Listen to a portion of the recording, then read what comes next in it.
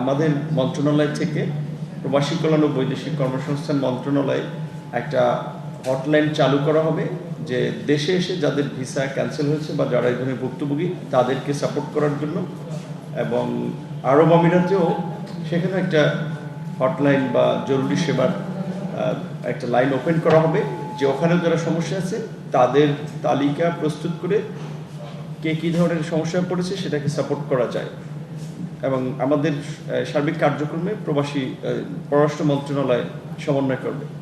আমরা শুধু এটুকু বলতে চাই প্রবাসী আমাদের ভাই বোনদেরকে, তাদের প্রতি আমাদের একটা দায়বদ্ধতা আছে। নির্বাচিত সরকার হিসেবে মাননীয় প্রধানমন্ত্রীর শুরু থেকে দেখেছেন যে ডাউন টু আর্থ, তার একেবারেই মানুষের প্রতি যে দৃষ্টিভঙ্গি, সেখান থেকে প্রবাসীদের কিংবা দেশের যে কোনো সমস্যা আমাদের আসলে দৃষ্টিগোচর হওয়ার পূর্বেই ওনার কাছে সরাসরি দৃষ্টিগোচর হয়, যার ফলে কনসার্ন মিনিস্ট্রি অথরিটি তাদেরকে সবসময় তিনি এই বিষয়ে নির্দেশনা দিয়ে থাকেন।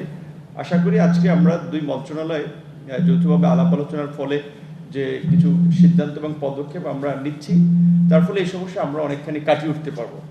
দুটো বিষয় আমরা একটু আপনাদের মাধ্যমে একটু প্রচারণা যেন হয়, যার ফলে আমাদের দেশের যারা আছে নাগরিক বিভিন্ন দেশে তাদের একটু দায়িত্ব রয়েছে যে আমাদের এই সম্মান অবস্থান এবং শ্রম বাজারটা এটা যেন অক্ষুণ্ণ থাকে, অটুট থাকে, সেজন্য কিছু কাজ করার। যেমন এটা যেই সমস্ত দেশে যুদ্ধ কিংবা যেই দেশের অভ্যন্তরীণ সমস্যা, সেগুলোতে বাংলাদেশিরা প্রচারণা, ফেসবুক, টুইটার, কোনো ধরনের সোশ্যাল মিডিয়াতে কোনো ধরনের এনগেজমেন্টে না যাওয়াটাই ওয়াইজ ডিসিশন হবে।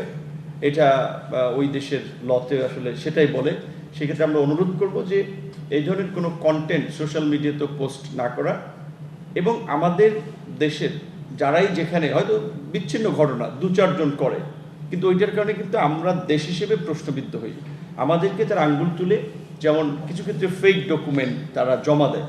সো আমরা আজকে মন্ত্রণালয়ে আলোচনা করেছি যে ফেক ডকুমেন্টে বাংলাদেশের বিদ্যমান আইনে 7 বছর পর্যন্ত শাস্তির বিধান আছে, এবং এই ডকুমেন্টটা যেই টেবিলে ধরা পড়বে সেখানেই এই ডকুমেন্ট জব্দ করা হবে, এবং এই ফেক ডকুমেন্ট যারা সাবমিট করবে বা এর সাথে যারা জড়িত তাদেরকে আইনের আওতায় আনা হবে, এবং এই আইনটি সংশোধন করে শাস্তি নিশ্চিত করা হবে, যেন বিদেশিদের কাছে আমরাও বলতে পারি যে এই ধরনের কাজের ক্ষেত্রে আমরা আইনগত পদক্ষেপ নিয়ে থাকি।